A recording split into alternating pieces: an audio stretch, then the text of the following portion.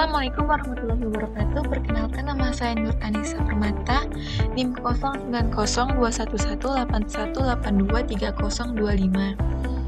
Di sini saya akan mempresentasikan atau menjelaskan tentang website yang telah saya buat. Di website Oprek ini memiliki halaman home, testimoni dosen dan alumni. Kita bisa lihat di sini pada bagian awal ini merupakan tampilan dari halaman home. Kemudian kita ke testimoni. Nah, ini merupakan halaman dari testimoninya. Kemudian di sini ada dosen, kita mengimplementasikan create, update, dan delete. Di alumni juga sama seperti dosen. Nah, tetapi di sini alumni ada drop down. Drop downnya itu isinya 2019, 2018, dan 2017. Nah, ini merupakan halaman dari website alumni 2018. Nah, di sini juga sama mengimplementasikan tambah alumni, hapus, dan edit. Data-data ini akan ditampung di dalam database. Jadi data-data tadi akan disimpan di dalam sini. Di DB Oprek ini terdapat tabel alumni, dosen, program studi, dan testimoni. Jadi data-data dari alumni tadi itu akan ditampung atau disimpan di dalam sini. Kemudian ini merupakan data-data dari dosen, testimoni, dan program studi. Program studi ini merupakan tabel referensi. Jadi tabel program studi ini akan digunakan di tabel lainnya. Yang ID program ini akan digunakan di tabel dosen. Nah, ini dan juga digunakan di tabel alumni. Sekarang kita ke codingannya. Ini pertama kita akan buka Oprek karena kita menggunakan template Jumbotron Bootstrap, maka di sini ada link untuk mendapatkan Bootstrap Jumbotron. Ini juga Bootstrap untuk Min.js. Terus di sini ada navbar, kelas navbar item. Navbar item ini ada home, ada testimoni, ada dosen, dan ada alumni. Alumni ini kan tadi dibuat drop down. Kita lanjut. Nah, di sini ada main. Main ini akan diatur dalam JavaScript. Nah, jadi di sini ada JavaScript. Ketika dokumen sudah ready, maka fungsi ini akan dijalankan. Jadi main di sini akan nge-load Oprek get PHP. Nah, ini merupakan default dari halaman website tersebut. Kita lihat di Oprek get home. Fungsi dari Oprek get home ini akan nge-load view pada file home. Nah, di sini. Nah, ini merupakan interface dari halaman websitenya.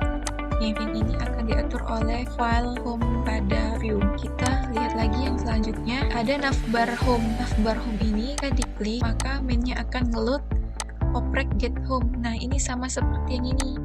Saya akan lanjutkan ke navbar testimoni. Nah, di navbar testimoni ini kalau misalnya diklik maka fungsi ini akan dijalankan. Berarti mainnya itu akan ngeload Oprek get testimoni page. Ini fungsi dari Oprek get testimoni page akan ditujukan ke view file testimoni. Nih, ini interface dari website testimoni. Nah, di sini ada JavaScript-nya. Jika dokumennya sudah ready, maka fungsinya akan dijalankan. Nah, di sini dia merequest ke Oprek get list testimoni. Kita lihat Oprek get list testimoni. Oprek get list testimoni ini ditujukan ke testimoni model. Terus dia akan mendapatkan fungsi get list testimoni ini. Oke, kita testimoni model. Fungsi dari get list testimoni model ini maka select bintang from testimoni. Nah, testimoni ini yang diselectnya dari database. Kemudian jika kita sudah melakukan select ini, maka perintahnya akan ditampung pada query dari SQL ini akan ditampung pada REST dan hasilnya itu akan dikembalikan sebagai result array. Kemudian kita kembali lagi di sini, fungsi get listnya itu dilakukan, maka kita akan tampung ke list testimoni. List testimoni ini akan di-encode. Di sini di-encode, kalau di view di-decode. Jika selesai, maka rest-nya itu fungsinya akan dijalankan. Dan di sini didapatkan rest ini dari hasil testimoni tadi. Nah, ini akan dimasukkan ke dalam testimoni sini. Nah, ini hasil yang dari tadi.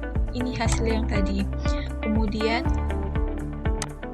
rest ini akan didecode tujuannya agar formatnya itu sesuai dengan JavaScript. Di decode-nya itu cara di parse. Kemudian kita akan taruh di variabel list testimoni. Variabel ini akan digunakan untuk selanjutnya. Ini ada variabel konten. Konten ini akan menampilkan data-data yang telah kita ambil tadi. Jadi seperti ini.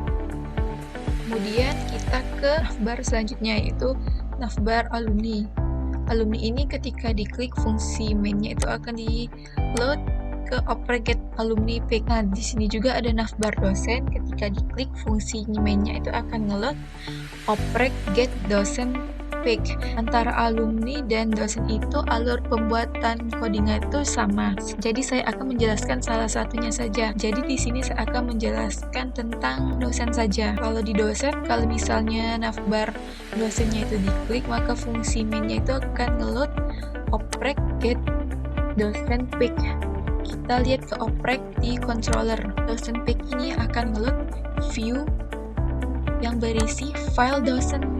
Nah, ini merupakan file dosen. Halaman ini merupakan pengaturan untuk interface dosen di websitenya. Oke, kita akan bahas satu persatu tentang file dosen ini. Di sini ada daftar dosen. Daftar dosen ini merupakan judul dari halaman website dosen. Nah, ini daftar dosen. Kemudian di sini ada kelas lagi.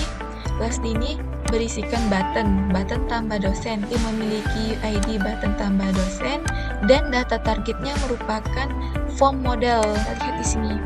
Nah, ini merupakan button tambah dosen. Kemudian lanjut, di sini ada kelas tabel dosen. Ini merupakan judul dari setiap kolom di tabel dosennya. Nah ini yang tadi tuh. Terus lanjut, nah di sini ada model form. Model form ini apa? Model form ini ialah data dari button tambah dosen. Jadi di sini, kalau misalnya kita klik tambah dosen, maka akan muncul ini. Ini merupakan data target dari tambah dosen. Itu form modelnya. Lihat codingannya. Codingannya itu model title. Model titelnya itu di sini data dosen. Nah ini titelnya data dosen. Kemudian modal bodinya di sini ada NIDN, ada nama lengkap, gender, program studi, alamat, dan email. Nah, di sini nanti tempat kita untuk mengisikan data-data yang ingin kita masukkan. Nah, tempat kita akan mengisikan data-data yang ingin kita masukkan. Misalnya ini. Misal artinya tempat kita untuk mengisikan data-data. Di form modelnya itu ada button. Buttonnya itu ada dua, yaitu button tutup dan button simpan. Nih, button tutup dan button simpan.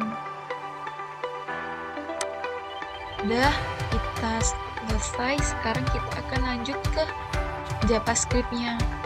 Ketika dokumennya itu sudah ready, maka fungsi-fungsi ini akan dijalankan. Ketika dijalankan secara default, tabel itu akan dibuat. Nah, di sini terdapat pengaturan untuk kolom pada tabel dosen.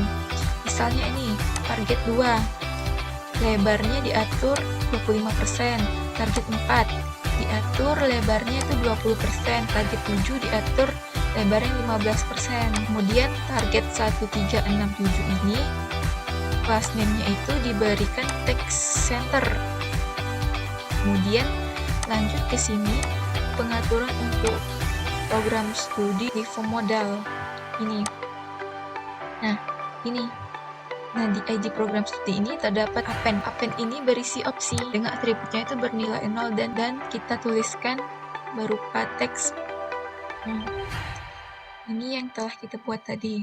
Kemudian lanjut ke sini. Di sini akan melakukan requestan, yaitu melalui metode post akan mengirimkan oprek getlist program studi. Kita lihat di sini di controller. Nah, ini fungsi dari getlist program study akan diarahkan ke program study model. Akan didapatkan getlist program study nih fungsinya. Kemudian kita ke program study model. Di program study model ini, fungsi dari getlist program study akan men-select semua data dari program study pada database di PHPMyAdmin. Kemudian diletakkan dalam SQL sini. Udah, kalau misalnya query-nya sudah diletakkan di SQL ini, maka query SQL ini akan ditampung ke dalam REST. Nah, setelah itu REST-nya akan di-return sebagai array. Kita kembali ke oprek controller. Nah, sudah kan? Ini fungsinya tadi sudah dijalankan. Setelah itu bakal ditampung ke dalam list program studi. Kemudian list program studinya itu akan di-encode.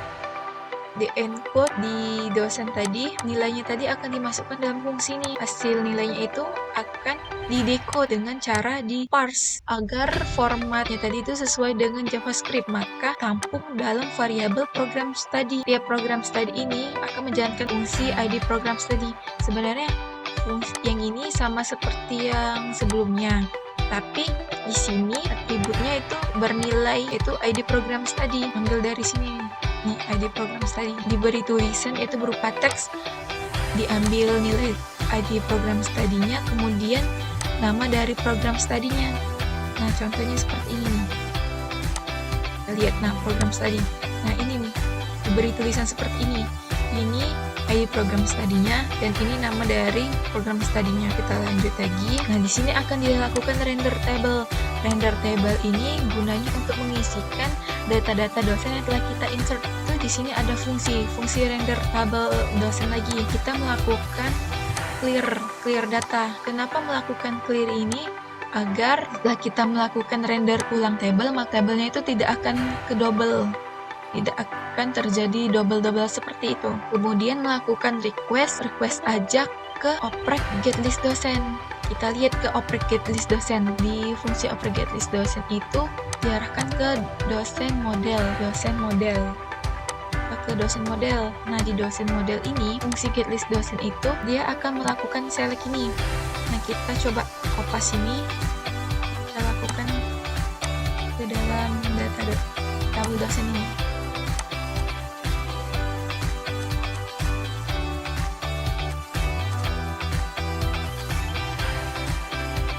Kita masukkan query SQL tadi ke SQL dosen.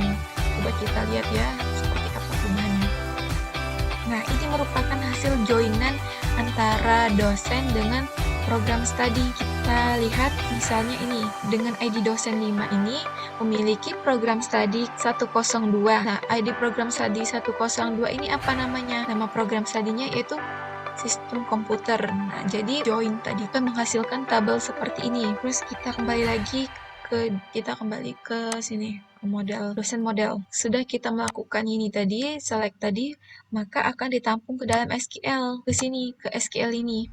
Kemudian query SQL itu akan ditampung lagi ke dalam REST. Nah, nilainya itu REST-nya itu akan di-return dalam bentuk sebagai return array. Kembali lagi ke oprek, hasil dari getList dosen tadi kita tampung ke list dosen, dan list dosen ini akan di-encode. Kemudian ketika kita selesai melakukannya, maka nilai tadi akan dimasukkan ke dalam fungsi ini. Maka akan dijalankan fungsi berikutnya. Nah, hasil dari REST itu akan didecode dengan cara di parse. Setelah di parse akan ditampung ke variabel list dosen. Di sini melakukan for. For ini berguna untuk melakukan mengisikan data dosen dalam tabel dosen. Di sini ada variabel button hapus sama button edit. Kalau variabel hapus dari kelasnya itu button hapus.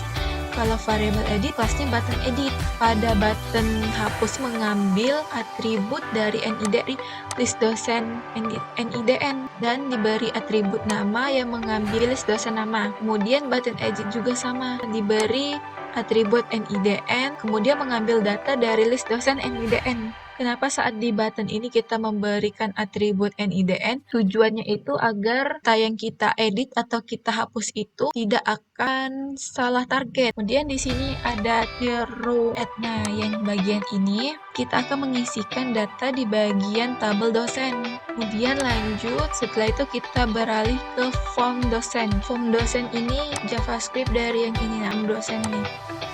Nih. Oke. Form dosen ini kita submit, maka dia akan melakukan prevent default. Prevent default ini, perintah ini berfungsi untuk mencegah agar tidak kembali ke halaman home atau ke halaman lainnya. Kemudian serialize ini berfungsi untuk mendapatkan data dari model form tadi. Mendapatkan data dari model form ini. Terus setelah kita mendapatkan data, maka data ini akan disimpan dalam variabel data dosen. Kemudian kita melakukan request melalui method post. Kita melakukan oprek simpan data dosen. Nah, kita cek di controller oprek. Nah, fungsi simpan data dosen. Nih fungsinya. Terus di sini ini ada map, ini ada post, ini dari yang view tadi, view di dosen ini dikirim ke sini. Kemudian ini disimpan dalam variabel dosen ini.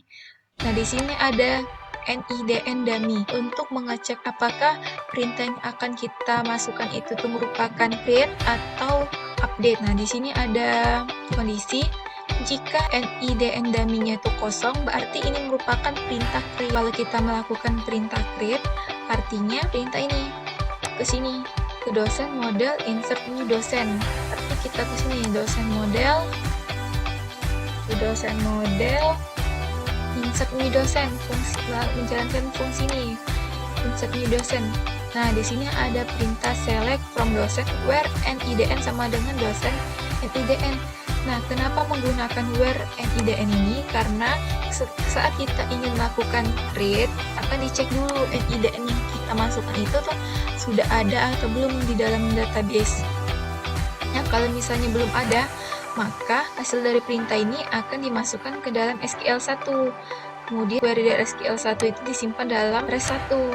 Nah, di sini ada kondisi lagi. Misalnya di sini ada kondisi if untuk menghitung REST1 tadi. Kalau misalnya REST1-nya lebih dari 0, berarti datanya itu sudah ada, maka di return 0. Jika belum ada NIDN yang kita create tadi, berarti dia-nya akan insert ke dosen dengan NDN, nama, gender, ID program studi, alamat, email, terus diisikan nilai-nilainya. Nah, kita isikan di sini, kita isikan NDN-nya, terus nama lengkapnya, misalnya Echa, asalnya Nur Anissa, terus pilih jenis kelaminnya apa, kemudian ini pilih program studinya, misal teknik informatika, alamatnya, email, nih misal kita isikan ini. Kemudian setelah kita isikan data-datanya, ada kondisi kalau misalnya mengisikannya itu berhasil maka return 1, tapi kalau misalnya gagal maka return -1. Nah, kita kembali lagi ke sini. Setelah kita insert tadi kan, maka dia akan disimpan di dalam status simpan ini. Nah, kita akan ngecek kondisi pakai if. Misal status simpan ini sama dengan 1, artinya 1 ini nih berhasil disimpan, maka dia akan melakukan dosen model get dosen by NIDN. Nah, ini dari dosen itu mengambil NIDN-nya. Kita cek di model dosen model function get dosen by NIDN, ngambil NIDN-nya. Di sini kita lakukan perintah select from dosen where NIDN sama dengan NIDN. Nah, ini nih ngecek tadi kan, kalau misalnya hasil dari pengecekan ini berhasil, maka akan disimpan ke dalam SQL, dan query dari SQL tersebut akan disimpan ke dalam REST. Nah, kemudian kita return nilai REST-nya itu sebagai return array. Nah, kita balik lagi ke operate. Kalau misalnya status simpan ini berhasil, berarti dia-nya ditambahkan NIDN yang baru. Nah, ini ntar kita gunakan untuk di perintah update nih. Kalau misalnya kita masukkan data yang tadi nih, yang sudah diisikan semua, kita simpan. Kita simpan. Kemudian kita kembali ke dosen. Nah, di dosen ini, data dosen tadi, variabel dosen itu dimasukkan ke dalam data. Ketika kita selesai melakukannya, maka akan menjalankan fungsi-fungsi berikut. Nah, yang ini REST ini dapat dari hasil dari kita melakukan pengecekan tadi. Kemudian itu tuh yang hasil tadi kita parse, lalu kita masukkan ke dalam variabel result. Terus tuh kita gunakan kondisi if. Misal result statusnya itu 1 dengan 1, maka dianya form modalnya itu bakal hilang dan muncul alert data berhasil disimpan. Nah, kita pencet ini, kita klik ini, maka akan muncul alert ini, alert data berhasil disimpan. Kemudian hasil dari dosen itu akan dimasukkan ke dalam variabel dosen. Di sini kan kita barusan menambahkan data yang baru, jadi kita melakukan render tabel dosen. Di sini kita okekan dulu. Nah, muncul nih. Kemudian kembali ke codingan. Di sini ada kondisi yang kedua. Misal hasil result statusnya itu -1, artinya itu datanya gagal disimpan. Nah, kalau misalnya hasil statusnya sama dengan 0, artinya itu NIDN-nya sudah ada, seperti yang kita lakukan pengecekan di model tadi, dosen model. Nah, kemudian ada kondisi lain, yaitu data gagal disimpan. Kita nggak tahu itu apa kendalanya. Makanya kita melakukan ini, data gagal disimpan, atau disebut dengan error. Nah, sudah kita melakukan insert dosen atau simpan dosen. Kemudian di sini ada hapus. Nah, tapi kita akan beralih ke button edit dulu. Di sini pada button edit di tabel dosen di tbody, ketika kita klik, di sini ada variabel NIDN, yaitu sama dengan atribut NIDN. Nah, ini didapat dari button ini tadi nih. Edit nih, atribut dari sini. Kita melakukan request Ajax melalui metode post ke oprek get dosen by NIDN. Nah, ini tadi kan sudah kita lakukan NIDN. Di sini ditambahkan NIDN-nya. Terus itu masukkan ke data. Misalnya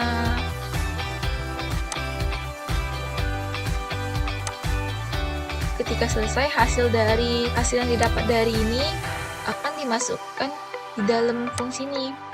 Kemudian kita decode hasilnya, dimasukkan ke dalam variabel dosen. Nah, di sini yang tabel form itu akan diisikan dengan data yang telah kita pilih NIDN-nya. NIDN diisi dengan nilai NIDN pada dosen, NIDN dummy akan diisi dengan variabel NIDN pada dosen juga, nama, gender, ID program studi, alamat, email. Nah, seperti ini kita lakukan. Kita akan melakukan edit pada data ini. Maka kita akan edit. Nah, di sini udah terisi kan nilai-nilai dari NIDN yang telah kita request tadi. Udah terisi kan nilai-nilainya diisi oleh ini. Nah, di sini NIDN-nya disable, tujuan agar NIDN-nya itu tidak bisa diedit. Nah, di sini kita tidak bisa mengedit NIDN-nya karena telah melakukan perintah ini tadi. Oke, misal kita edit ini alamatnya. Jalan. Nih, simpan. Nah, ketika kita melakukan edit ini, maka proses alurnya itu sama seperti tadi untuk penyimpanannya. Nah, di sini form modelnya itu akan dihilangkan. Kemudian ada alert data berhasil disimpan. Di sini, nah, data berhasil disimpan. Oke. Nah, jadi datanya sudah kita edit. Nah, sudah kita melakukan edit, berhasil kita melakukan edit. Setelah datanya berhasil disimpan, maka akan muncul render tabel dosen ini. Berarti dia mengisikan ulang data-data dosen. Kalau berhasil datanya disimpan, yaitu return 1. Kalau misalnya gagal, -1. Kalau 0 sudah ada. Nah, seperti ini. Nah, yang kita edit tadi udah masuk ke dalam data tabel dosen. Kemudian setelah itu sudah kita melakukan edit. Sini kita melakukan button hapus. Ini button hapus pada tabel dosen di tbody. Ketika kita melakukan klik, maka fungsi dari ini akan berjalan. Nah, di sini dia mengambil atribut NIDN sama nama. Dia ngambil dari sini tadi. Dia ambil atribut NIDN dari list dosen dan nama dari list dosen. Kemudian dimasukkan ke sini. Nih. Kemudian variabel NIDN, atributnya NIDN, nama, atributnya nama. Kemudian di sini dicek. Di sini cek baris mana yang akan dihapus. Nah, ada kondisi konfirmasi. Kalau misalnya kita klik, ada konfirmasi apakah data dosen dengan NIDN dan nama ini akan dihapus. Nah, contohnya seperti ini. Misal kita akan menghapus yang ini. Kita hapus, nih, alertnya akan berjalan. Apakah data dosen dengan NIDN ini dan nama ini akan dihapus? Nah, kita kembali ke sini. Terus, kemudian dia melakukan request. lakukan request Ajax melalui metode post ke oprek hapus dosen. Kita ke controller sekarang, cari fungsi hapus dosen. Nah ini public fungsi hapus dosen, yang post NIDN tadi dikirim ke sini dan diletakkan ke NIDN ini. Kemudian kita melakukan perintah ini ke dosen model hapus dosen. Fungsi hapus dosen di model dosen, kita lihat model dosen. Hapus dosen, nah fungsi dari hapus dosen mengambil NIDN, melakukan perintah delete from dosen where NIDN dan sama dengan NIDN. Nah di sini dia akan mengambil NIDN yang kita request tadi yang ada di dalam tabel dosen di database. Setelah melakukan perintah ini, maka hasilnya itu akan ditaruh di SQL. Kemudian query dari SQL ini kita cek dengan melakukan if ini. Kalau berhasil dia akan melakukan return 1. Kalau misalnya gagal dia akan melakukan return 0. Ini return 1 ini berhasil dihapus, 0 itu gagal dihapus. Nah, kita kembali lagi ke oprek di controller. Nah, kita sudah melakukan fungsi hapus dosen tadi, akan dikirim ke status hapus. Nah, status hapus ini akan di-encode. Dengan data ini, ngambil NIDN, terus ketika selesai, yang hasil tadi diambil dan diletakkan di sini, kemudian jalankan kondisi ini. Misal kondisi if yang pertama ini threshold-nya sama dengan 1, artinya akan muncul alert data berhasil dihapus. Maka barisnya itu akan dihapus. Berarti data dosen dengan requestan NIDN yang telah kita tentukan tadi akan dihapus dari tabel dosen. Ini ada kondisi lain. Ketika res sama dengan 0, maka alertnya itu gagal dihapus. Selain dari dua kondisi ini, itu gagal dihapus. Artinya itu ada error. Nah, di sini misalnya muncul kan alertnya dengan dosen NIDN ini dan nama ini akan dihapus. Kalau misalnya oke. Nah, dianya akan terhapus dalam tabel dosen. Sudah kita melakukan itu. Kemudian sudah kita melakukan create, delete, sama edit. Kemudian ada fungsi lagi. Kalau misalnya kita ingin menambahkan dosen, kan tadi setelah edit kan di form modal itu terisi. Kan kita melakukan edit nih. Nah, form modalnya ini kan telah berisi nilai-nilai dari NIDN yang telah kita pilih itu, yang telah kita request. Nah, gimana caranya agar ketika kita nambah dosen, semua data ini bakal kosong lagi. Nah, makanya kita melakukan ini. Ketika kita mengklik button tambah dosen, maka NIDN yang telah terisi tadi akan dikosongin nilainya. Terus itu NIDN dummy juga, nama, gender, alamat, email, NIDN. Nah, ini akan dikosongin lagi nilainya. Kalau misalnya kita tambah dosen, nah jadinya kan kosong perintah yang tadi ini. Nah, di sini juga ada var option value. Tadi kan di sini ID program itu sudah ada nilai. Nah, kemudian kita kosongin jadi 0. Nah, kita isi kembali dengan ID program tadi dengan mengisikan opsi value-nya, mengisikan nilai opsi tadi. Nah, mengisikan nilai dari ini. Isikan lagi. Kemudian kita find option value sama dengan option value dengan atribut select sama dengan true. Jadi dia bakal ngambil data yang ini, ambil data ID program ini lagi. Makanya sini di program study ini pilihan program study tidak kosong, ada nilai opsinya kembali. Oke, sekian itu saja presentasi dari saya. Apabila ada salah-salah kata, mohon maaf. Bila kita hidayah, wassalamualaikum warahmatullahi wabarakatuh.